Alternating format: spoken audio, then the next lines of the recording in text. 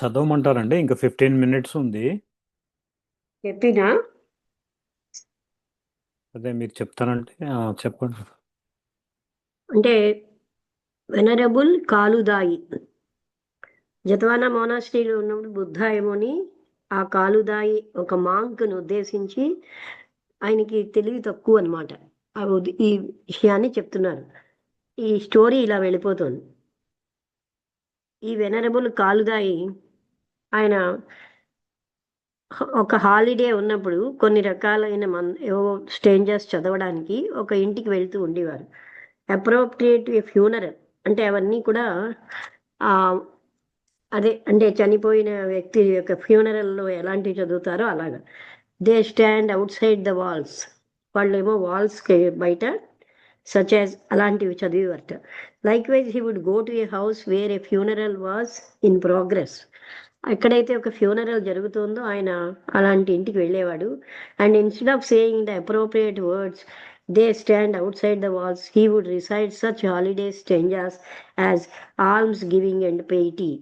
అంటే అలా చదివే బదులుగా ఆయన దాన్ని ఆల్స్ గివింగ్ అంటే భిక్ష ఇవ్వడం అదే పవిత్రత అని. Or else he would recite the jewel Sutta containing such strangers as wherever riches exist either in this world or in the next. అంటే అలాంటి స్ట్రేంజర్ ఎక్కడెక్కడైతే ఈ ధనాలు ఉన్నాయో ఈ జగత్తులో కానీ నెక్స్ట్ జగత్తులో కానీ అలాగా చదివి ఆయన. నిజానికి no matter where he went, ఆయన ఎక్కడికి వెళ్ళినా even though he set out with the intention of saying one thing he would invariably say something entirely different. ఒకటి చెప్దాం అనుకుని ఇంకోటి దానికి వ్యతిరేకంగా చెప్పేవాట. మాంక్స్ ఎవరైతే ఇదంతా విన్నారో టాక్ రిపోర్ట్ ఈ మ్యాటర్ని బుద్ధాకి చెప్పారు.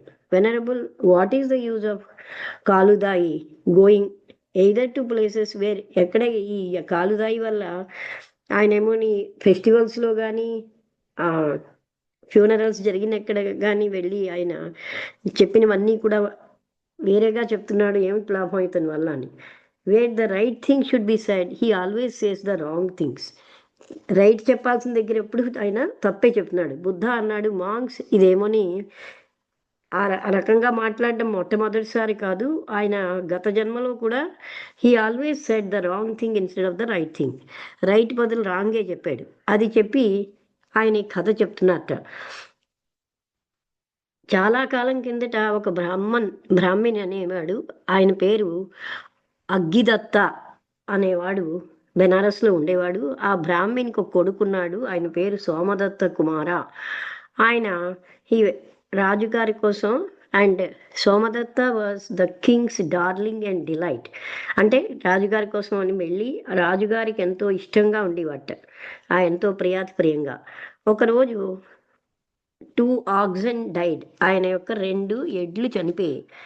అప్పుడు ఆ బ్రాహ్మణేమో తన కొడుకుతో అన్నాడు, dear Somadatta, ask the king for a single ox, ఒక ఎద్దు ఇచ్చిమని అడుగు, and fetch him back to me, నా దగ్గరికి తీసుకురా అని.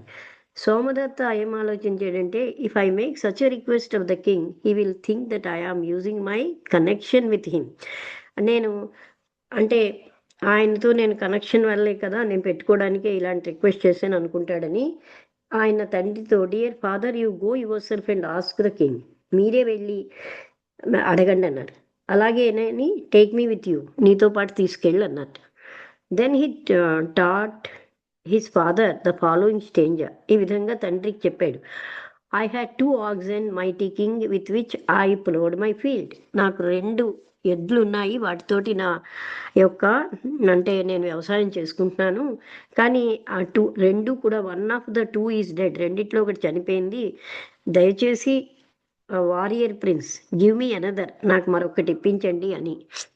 But when he went to the king he said this, రాజుగారి దగ్గరికి వెళ్ళేసరికి ఇలా అన్నట్ట, నాకు 2 ఎడ్లు ఉన్నాయి, నేనేమో నా ఫీల్డ్ దున్నుకుంటున్నాను, అందులో ఒకటి one of the 2 is dead చనిపోయింది, ప్రే టేక్ మై అదర్, నాది కూడా నా రెండోది కూడా తీసేసుకోండి అని అడిగట. నాకు ఇంకోటి ఇప్పించండి బదులు నాది కూడా తీసుకోండి అని. At that time the stupid Brahmin was Dayi. అంటే అలాగా కాలుదాయి అనేవాడు అంత స్టూపిడ్గా ఉన్నాడని, అంటే ఇతని గత జన్మలో కూడా ఇలాగే ఉన్నాడని. ఎవరైతే scarcely heard the teaching gross in physique, అంటే ద పర్సన్ ఎవరైతే టీచింగ్ని సరిగ్గా వినరో వాళ్ళు ఏంటంటే భౌతికంగా పెరుగుతారు. Like A flat and bull, బాగా ఎడ్డు ఎలా పెరుగుతుందో అలా పెరిగిపోతారు. ఆల్దో హిస్ బాడీ గ్రోస్, ఆయన శరీరం పెరిగినా సరే ఆయన అవగాహన మాత్రం పెరగదు. అంటే ఇప్పుడు కాలుదాయిలాగా. అంటే అలాగే the person of little learning, అంటే తక్కువగా నేర్చుకున్నవాడు, a person who has heard very little in the days of the Buddha, learning came about largely through hearing what the wise people said.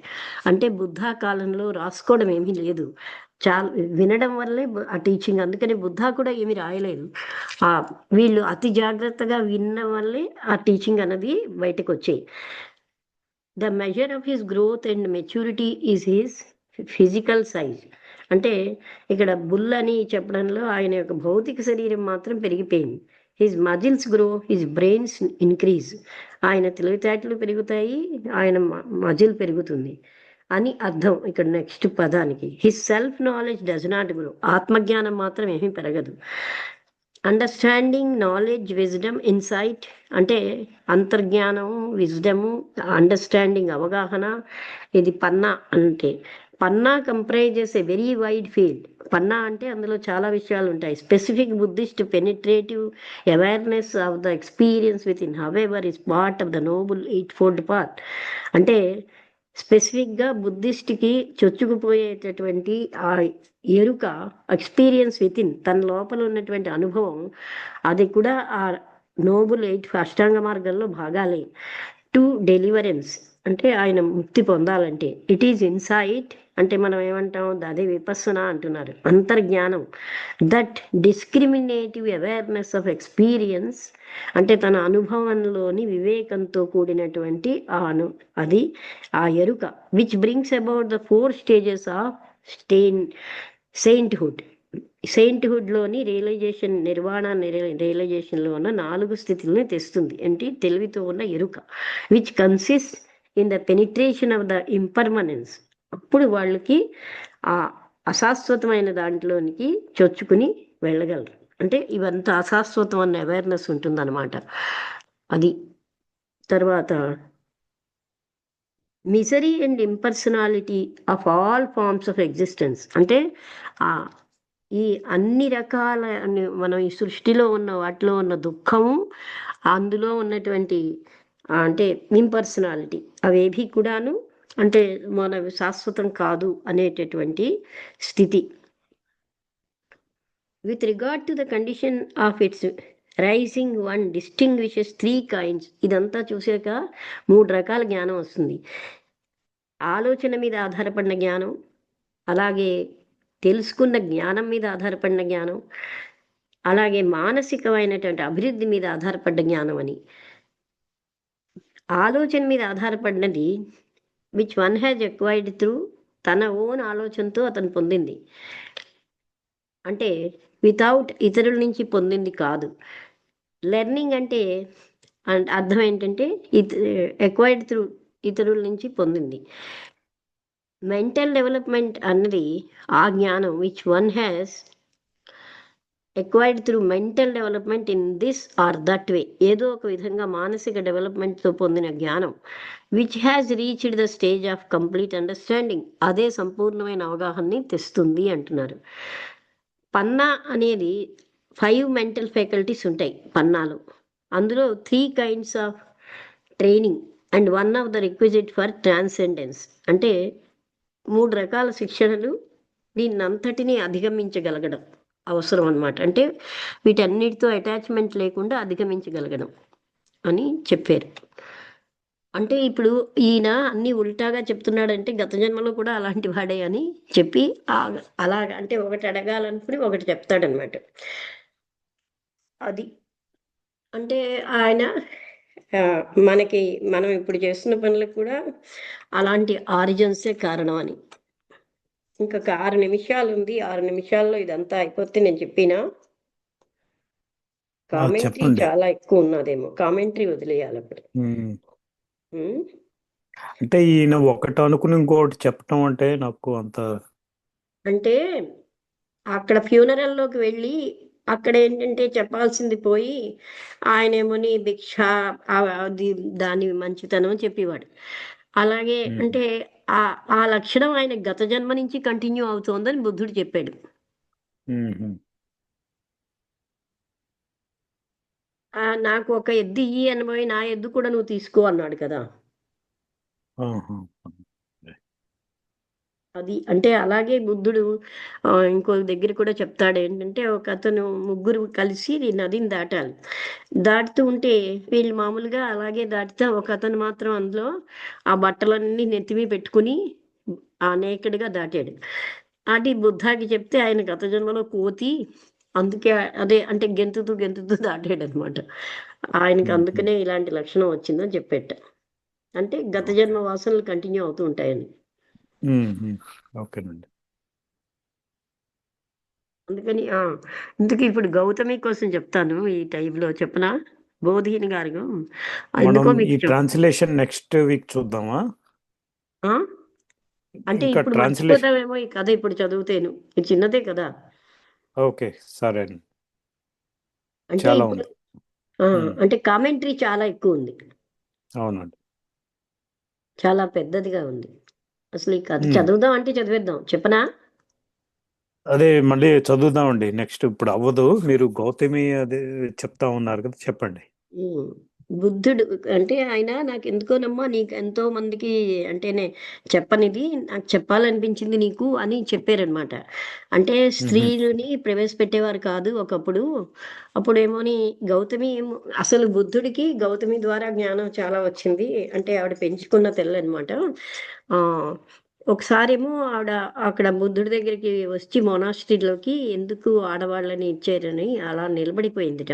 అలా వరుసగా 3 డేస్ నిలబడ్డాక ఈయన అడిగాడు అంటే ఏ అలా. కానీ అప్పుడున్న కఠినమైన రూల్స్ ఏంటంటే ఆడవాళ్ళు రాకూడదు అని దానివల్ల అప్పుడు ఆవిడ 6 డేస్ అయిన తర్వాత ఆయన వచ్చి అడుగుతాడనమాట. అప్పుడు ఆ విధంగా వాళ్ళ కాన్వర్జేషన్‌లో ఎందులో ఆడవాళ్ళు అంటూ మొత్తం అదంతా చెప్పాక అప్పటి నుంచే ఆడవాళ్ళని తీసుకోవడం మొదలెట్టారని. వాళ్ళిద్దరి మధ్య కాన్వర్జేషన్ ఆవిడ మహాజ్ఞాని. బుద్ధుడికేమో అప్పుడు ఒక ఒక విషయంలో ఆమె ఉన్న స్థితికి ఇంకా రాలేదు. తర్వాత ఆ విషయంలో ఆమె ఉన్న స్థితికి వచ్చాడనమాట. అప్పుడు యాక్సెప్ట్ చేస్తారు అని. ఆవిడే బుద్ధుడి కంటే ఇంకా అంటే అతనికి కొంచెం క్లియర్‌గా చెప్పారు. నేనది క్లియర్‌గా అది మర్చిపోయాను. అంటే ఆ స్థితికి గౌతమి స్థితికి ఇంకా బుద్ధుడు రాలేదనమాట. అప్పుడు నుంచి ఆయన తర్వాత అది పొందుతాడు. తను ఆడవాళ్ళని కూడా ప్రవేశపెట్టాడు. ఎందుకని ఆడవాళ్ళని ప్రవేశపెట్టకూడదని ఆవిడ అలా 6 డేస్ నిలబడిపోయిందట రాత్రి పగలును అని ఉమ్, అది చెప్పారనమాట. అంటూ ఆయన అసలు అంటే ఈ ఒకప్పుడు ఈ బ్రాహ్మణులు వాళ్ళును వాళ్ళకి ఎంత అంటే అవన్నీ చెప్పారనమాట. ఏ రకంగా సమస్తము వాళ్ళు ఇతరులవి తీసుకునేవారని అలాంటివేవో చెప్పారనమాట. అంటే అప్పట్లో వాళ్ళు అలా ఉండేవారు అని. శంకరాచార్యులు రావడం, శంకరాచార్యులు అలాగా ప్రతిష్టాపన చేయడం. బుద్ధుడు చెప్పింది, శంకరాచార్యులు చెప్పింది ఒకటే అని. అదే ఉమ్, తత్వ విధానంద గారు కూడా దాని మీద ఒక వీడియో చెప్పారనమాట. అంటే బుద్ధ జయంతి నాడు whatever Shankara taught Buddha taught అని. ఉమ్, అంటే అంతవరకు ఏంటంటే వీళ్ళు ఏవేవో పట్టుకుని వేలాడేవారు. అదే మనకి శుష్క వేదాంత తమోభాస్కరంలో కూడా అంతవరకు ఏంటంటే మధ్యలో వాళ్ళు వచ్చి పూజలు అవన్నీ పెట్టారు. అసలైనది మళ్ళీ శంకరాచార్యులు వచ్చి అద్వైత స్థితిని అవి ఎస్టాబ్లిష్ చేశారని అవన్నీ మేము పొద్దున వెళ్ళి చదువుతున్నాం.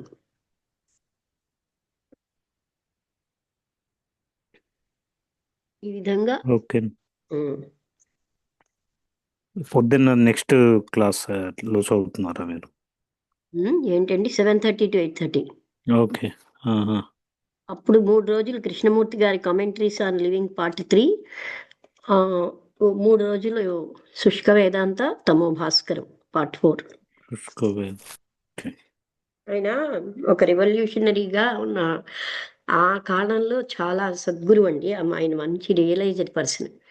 అంతేకాకుండా అందరికీ అంటే అది రాయడానికి కారణమే అందరూ ఎంతో జ్ఞానం ఉన్న శుష్క వేదాంతులు అయిపోతున్నారు. అంటే ఆచరణలోకి తేవట్లేదు కదా. ఆ విషయం మీద ఉమ్, ఫీల్ అయ్యి రాశారనమాట ఆయన. అది కొన్ని లెక్చర్స్ కూడా ఆ పుస్తకంలో ఉంటాయి. అంటే అందరూ అన్ని బుర్రతో నేర్చుకుని మేము నేర్చేసుకున్నాం అనుకుంటున్నారు.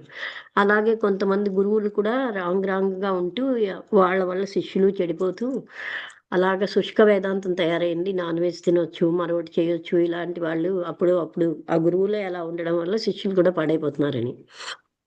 ఉమ్, అది అన్ని చూసాక ఆయనకి అనిపించిందనమాట ఈ గ్రంథం రాయాలని. అంటే అంతా తెలుసు వాళ్ళకి, కానీ ఏ లెవెల్లో తెలుసు? ఇంటెలెక్చువల్ లెవెల్లో. అది ఆచరణలోకి లేదు. ఉమ్. అదనమాట. అందుకని ఈ జ్ఞానం అన్నది ఆచరణలోకి వస్తేనే నిలుస్తుంది తప్ప బుర్రలో ఉన్న జ్ఞానం జ్ఞానమే కాదు అని కృష్ణమూర్తి గారు కూడా అంటారు కదా. ఉమ్. అవునండి. సో టైం అయింది, క్లోజ్ చేసేద్దామా? ఓకేనండి. నెక్స్ట్ వీక్ మళ్ళీ కొత్త దాంతో మొదలెడదాం. అంటే ఎక్స్ప్లెనేటరీ ట్రాన్స్లేషన్ చదవాలి మనం ఈ కథలో, మళ్ళీ రిపీట్ చేసి కథ చదువుదాం. చదవలేదు అసలు. కథ ఆహా, మీరు చెప్పారు కదా, అందుకని అంటున్నా. అది చెప్పలే, మామూలుగా చెప్పాను. నెక్స్ట్ది నేను చెప్పలే. Okay, okay. సరే, అయితే మనం 509 నుంచి చదువుదాం. పేజ్ ఉమ్, నెంబర్ 509. ఆహా. ఓకే, నేను మూసేసాను ఆల్రెడీ. ఓకే అండి, అందరికీ నమస్కారం. క్లోజ్ చేస్తాను.